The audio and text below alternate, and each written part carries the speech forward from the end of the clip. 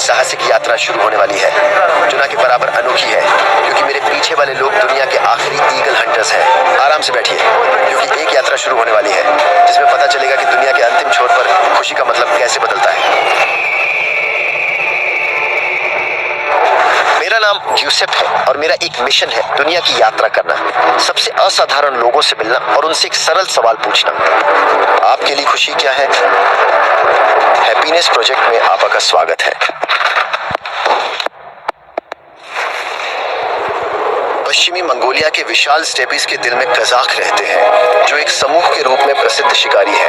ये खानाबदोश प्राचीन केंद्रीय एशिया की जनजातियों के वंशज हैं। 2000 साल से अधिक समय से उन्होंने दुनिया के सबसे शाही और शक्तिशाली शिकारी पक्षियों में से एक सुनहरे उकाब के साथ शिकार की कला में महारत हासिल की है। इन बाज शिकारी, जिन्हें बाकुची कहा जाता है, चूजों को उनके शुरुआती महीनों से प्रशिक्षित करते हैं और अपने वफादार साथियों के साथ गहरा बंधन स्थापित करते हैं। चीलें, जिन्हें लोमड़ियों और अन्य छोटे जानवरों का शिकार करने के लिए प्रशिक्षित किया जाता है, अविभाज्य साथी बन जाते हैं। वे जटिल शिकार युद्धाभ्यास करने में सक्षम हैं। हालांकि अपने प्रशिक्षकों के विशेषज्ञ मार्गदर्शन में यह प्राचीन परंपरा खतरे में है। बाकुची गायब हो रहे हैं। कम उम्र के लोग शहर के वादों को चील के शिकार से ज्यादा पसंद करते हैं और जलवायु परिवर्तन के कारण प्राकृतिक शिकार की कमी से यह प्रथा और भी खतरे में है। बाटू और उनका बेटा रिनाथ मंगोलिया के अल्ताई क्षेत्र में आखिरी बाज शिकारियों में से हैं और उन्होंने हमें अपने परिवार में स्वागत किया है ताकि अपनी संस्कृति को दुनिया के सामने ला सकें, इसे अमर बना सकें ताकि यह कभी गायब ना हो। एक सच्चा शिकारी बनने के लिए उसे अपने हाथ से खुद का बाज पकड़ना चाहिए। पासिंग सेरेमनी के लिए साहस और कौशल की आवश्यकता होती है। अल्ताई की खड़ी चोटियां खतरों से भरी है। बाकुची घोंसले तक पहुंचने के लिए अपनी जान जोखिम में डालते हैं।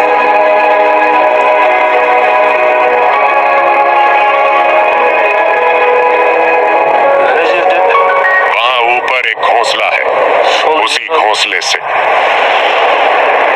रीनट ने उसका चूजा ले लिया। हमने रस्सी से उस चोटी पर चढ़ाई की। ये बहुत ही खतरनाक है, लेकिन इसे हासिल करना जितना मुश्किल है, चील जितनी ताकतवर होगी। ये हमारा पैमाना है।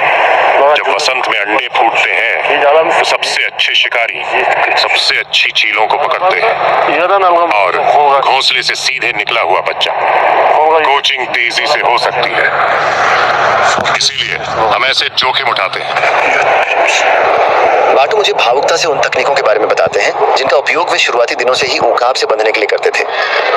इसे तुरंत ही मनुष्यों की आवाजों और गंधों का सामना करना चाहिए ताकि यह उन्हें अपने नए आवाज का हिस्सा पहचान सके। भरोसा बहुत मायने रखता है। बाज को अपने प्रशिक्षक पर भरोसा होना चाहिए ताकि वह सुरक्षित महसूस कर सके और उसकी मदद करने के लिए तैयार हो सके। इसी कारण वे हर दिन कई घंटे बाज को खाना खिलाने, देखभाल करने और उससे बात करने में बिताते हैं। बाज हर तरह से परिवार का हिस्सा बन जाता है। जैसे कोई अपने बच्चे का ख्याल रखता है, वैसे ही उसे अपने बाज का ख्याल रखना चाहिए। और मैं इन पक्षियों को अपने बच्चों जैसा देखता हूँ। मेरे पति ज्यादातर उनकी देखभाल करते हैं, लेकिन जब वह आसपास नहीं होते तो मुझे मदद करने में हमेशा खुशी होती है। हमारी परंपरा का पालन और सम्मान करना अच्छा है। मेरे गांव में कभी भी चील नहीं थे, लेकिन यहाँ के बुजुर्गों ने सदियों से इन्हें प्रशिक्षित किया है। मेरे पति अपने दादा के शिष्य थे। उन्होंने सबसे बेहतरीन इंसानों में से एक से सीखा और अब वह सबसे अच्छे शिकारियों में से एक है। हमारे बच्चे उसे बहुत पसंद करते हैं, खासकर रेनाट, जो अपने पिता के नक्शे दम पर चलना चाहता है और बाजों के बारे में सीख रहा है। मुझे हमारे घर में एक चील रखने का विचार पसंद है। क्या आपको कभी चिंता होती है जब आपके पति और बेटा शिकार करने जाते हैं? बिल्कुल, मैं चिंता करता हूँ। क्या होगा अगर उन्हें कोई खतरनाक जानवर मिल जाए? अगर वे अपनी चील खो देते हैं तो क्या होगा? अगर जानवर को पकड़ते समय उन्हें काट लिया जाए तो क्या होगा? मैं अपने बेटे के बारे में बहुत चिंता करती हूँ, लेकिन फिर सोचती हूँ यही शिकारी की जिंदगी है। शरद ऋतु के महीनों में छोटे चूजे एक लंबी प्रशिक्षण प्रक्रिया शुरू करते हैं जो धैर्य और समर्पण की मांग करती है। ये प्रक्रिया ग्रह के सबसे घातक शिकारी में से एक को शिकार करना और फिर भरोसेमंद तरीके से अपने प्रशिक्षक की बाहों में लौटना सिखाने के लिए मौलिक है। वे शिकार के लिए घोड़ों को बेच रहे हैं। ये है सामान्य कजाक काठी यह बहुत संकीर्ण, बहुत छोटी और बहुत असुविधाजनक होती है। इनकी खासियत यह है कि इनका आयाम ऐसा होता है जिसमें शिकार करने वाला बाज को पकड़ते वक्त अपनी बाजू आराम कर सकता है। क्योंकि बाज का वजन दर्जनों किलो होता है, इसलिए वह इसे हमेशा ऐसे नहीं पकड़ सकता। यह अकल्पनीय होगा, लेकिन यह लगभग अदृश्य है, क्योंकि अगर आप उसे देखते हैं तो आप उसे गर्व से देखते हैं, अपनी बाहें आगे की ओर फैलाई हुई, आराम करते हुए, कार्रवाई के लिए तैयार, चील को हवा में छोड़ने के लिए। अब वे उसे पहन रहे हैं।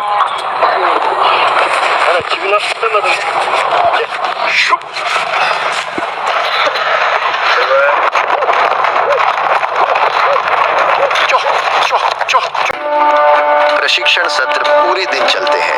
ईगल को सही ऊंचाई तक पहुंचाने के लिए घोड़े पर उच्च शिखरों पर चढ़ते हैं और फिर शिकार पर गोता लगाते हैं। ये दोनों चूजे लगभग 1 साल के हैं और इन्हें शिकार सिखाने के लिए लुभावनी चीजों का उपयोग किया जाता है। आमतौर पर मांस का टुकड़ा जो एक रस्सी से बंधा होता है, और हर बार जब ईगल चारा पकड़ता है, इसे मांस का टुकड़ा इनाम में मिलता है। जैसे जैसे चील का आत्मविश्वास बढ़ता है, शिकारी धीरे धीरे चील और चारा के बीच की दूरी बढ़ा देता है। ये दोहरावदार व्यायाम ईगल को अपने पंखों में ताकत और सहन शक्ति विकसित करने में मदद करता है, जिससे इसकी उड़ने की क्षमता में सुधार होता है। वास्तव में शानदार है। ये इस बात पर निर्भर करता है कि ये ईगल्स किस साल पैदा हुए हैं। ऐसे एक नाम दिया गया है, तो यह चील 1 साल की है और इसे बलापन कहते हैं, और यहाँ के शिकारी इसे एक ही नाम से पुकारते हैं।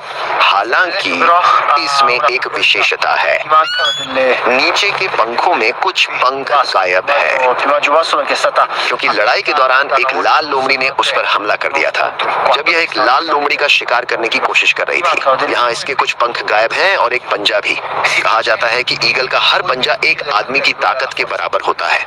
यह शिकार को पकड़ते समय अपनी पकड़ बहुत मजबूत रखता है।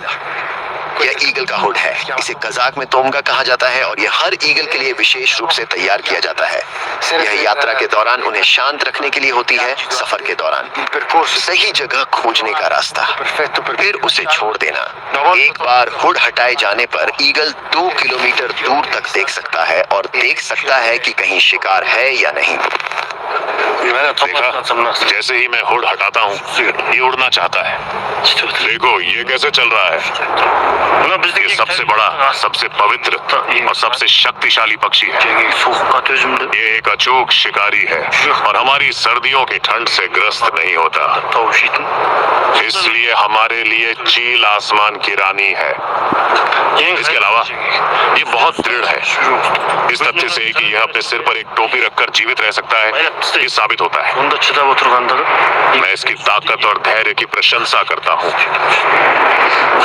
देखो ये कितना गर्वित है। ये किसी भी चीज का शिकार कर सकता है जिस पर इसकी नजर पड़ जाए। कोई भी जानवर, जिसमें लोमड़ी भी शामिल है, को एक बाज द्वारा बेरहमी से शिकार किया जाएगा। आप अपने बाज के साथ क्या शिकार करते हो? एक बाज से मैं सबसे बड़ा जानवर जिसे पकड़ सकता हूँ वह लोमड़ी है। जंग, तुमने बिल्लियों, कोरसाक, लोमड़ियों और खरगोशों को देखा। जानवर जैसे ये। क्या कभी आपके बाज ने आपको चोट पहुंचाई है? चील एक शिकारी पक्षी है। अगर आप इसे ठीक से मांस के साथ प्रशिक्षित नहीं करते हैं तो ये आपको आसानी से नुकसान पहुंचा सकता है। ये आपके चेहरे, पैर या बांह को पकड़ सकता है। सिर्फ एक बार उसने मेरी बांह को पकड़ा था। वो एक जंगली चील थी। मैं उसे खिला रहा था और तभी उसने अपने पंजों से मेरी बांह भेद दी। मैं खुशकिस्मत था कि मेरी बांह नहीं गई। जैसा कि परंपरा है, मैं उन्हें तब छोड़ देता हूँ जब वे माँ बन जाती हैं, जब वे अंडे दे सकती हैं। मैं उसे 5 साल में छोड़ूंगा, केवल जब गर्मी होगी, अधिमानतः मई में, जब चारों ओर पर्याप्त खाना होगा। मैं उसे आखिरी भोजन दूंगा, एक सफेद स्कार्फ उसकी टांग से बांधूंगा और उसे पहाड़ की छोटी से छोड़ दूंगा। स्वाभाविक रूप से उसे जाने देना कठिन है। हम 5 या 6 साल एक साथ बिताए, लेकिन ये प्रकृति का फैसला है और मुझे यह करना ही होगा। उसे प्रजनन करना और आजाद होना जरूरी है। उसे जाने देना बहुत मुश्किल होगा। चिल्लाओ, उसे बुलाओ।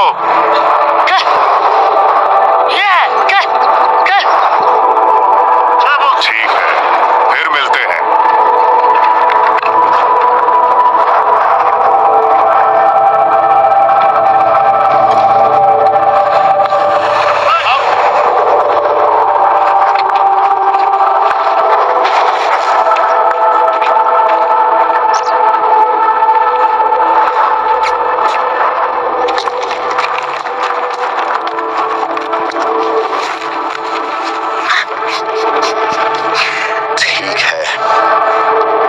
हमेशा ईगल के पंखों के फैलाव से सावधान रहना चाहिए, क्योंकि हालांकि ऐसा नहीं लगता, ये 2 मीटर का होता है।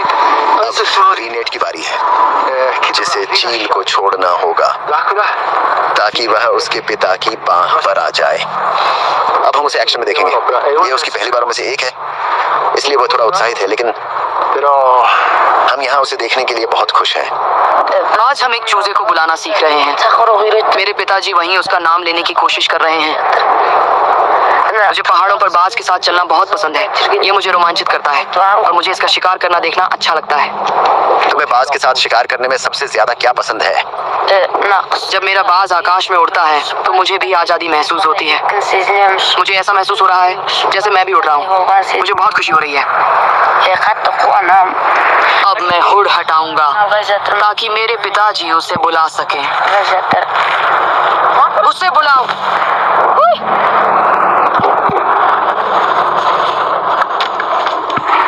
उसने कर दिखाया। अच्छा काम, बहुत बढ़िया। वह ठीक अपने पिता की बाह पर उतरी और अब उसके पिता उसे इनाम के तौर पर मांस का टुकड़ा दे रहे हैं, अच्छा काम करने के लिए। ये वैसा ही है जैसे हम बचपन में सॉकर खेला करते थे, है ना? हमारा लक्ष्य था, लेकिन गोल में जाल नहीं थे, इसलिए हर बार जब तुमने गोल किया तो तुम्हें गेंद लाने जाना पड़ा। अब भी वही है। उसने ईगल को छोड़ दिया और हर बार जब आपको जाकर उसे लाना पड़ता है और फिर से कोशिश करनी होती है। यही प्रशिक्षण है। मुझे नहीं पता कि वे इस स्थिति में कैसे पहुंचे, लेकिन एड्रेनालिन तो छत के पार। चलो चलते हैं। ठीक है, निकल, चलो निकल। पहला प्रयास बुरा गया क्योंकि मैंने उसकी टांगों से जुड़े छोटे रस्सी को बहुत कसकर पकड़ा था, इसलिए वो उड़ी नहीं। चलो फिर से कोशिश करते हैं। ठीक है, दूसरा प्रयास। उड़ो उड़ो, जाना।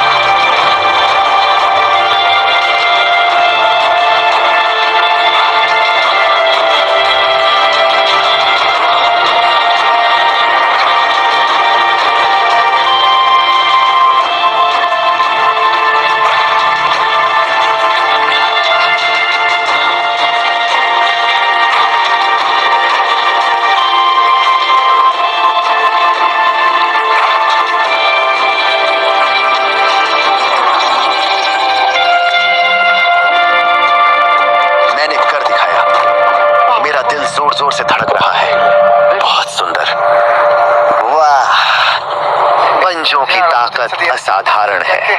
आप विशेष याक चमड़े के दस्ताने के माध्यम से भी लगभग महसूस कर सकते हैं। यह वास्तव में यह बहुत कठिन है। आप इसे लगभग सुन सकते हैं।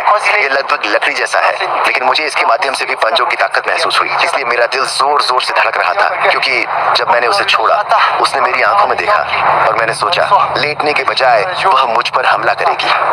स्पष्ट रूप से वह एक शिकारी है। अगर उसने कभी किसी आदमी पर हमला किया तो यह अच्छा नहीं होगा। उड़ते हुए ईगल्स की कृपा और शक्ति से मंत्रमुग्ध होना असंभव है, बल्कि उन शिकारियों के हुनर से भी जो गर्व से उनका मार्गदर्शन करते हैं। बुकची और ईगल्स के बीच पुराना बंधन शिकारियों की पिछली पीढ़ियों की छवियां सामने लाता है। हर हाव भाव, हर अनुष्ठान एक समयहीन युग में निलंबित प्रतीत होता है, जो हालांकि रेनार्ड के बाद गायब हो सकता है। यह हमारे पूर्वजों से मिली एक परंपरा है। मेरे दादाजी बाजों को प्रशिक्षित करते थे और मुझे उनसे सीखने का सम्मान मिला। मेरे पिता भी शिकारी थे। हम सब ने साथ में शिकार किया, लेकिन अब मैं अकेला रह गया हूँ और मैं अकेले शिकार करता हूँ, या अपने बेटे के साथ।